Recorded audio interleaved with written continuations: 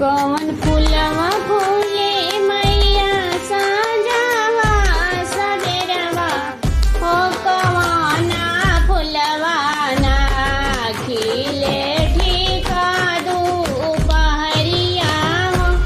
कवना फूलवा ना बेली चमेली खिले साँझवा सबेरवा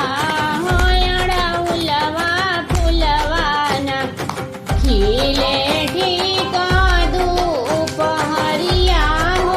अड़उलवा फूलवा ना फूलवा लोड़िया मैया घूमेली नगरिया हो नगरिया लगवाना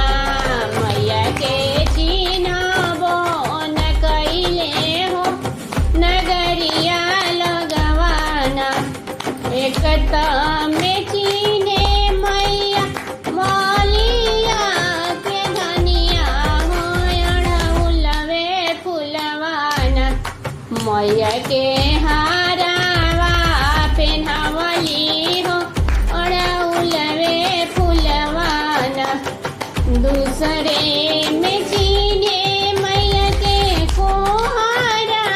के बेटवा हो कला सवाली हलेना मैया के पाऊँ आप खारे हो कला सवाली हलेना तीसरे में चिन्हे मैया के सेवा खा के धनिया हो की साड़ी पहरना मैया के बेनिया डोलावे हो की साड़ी पहरना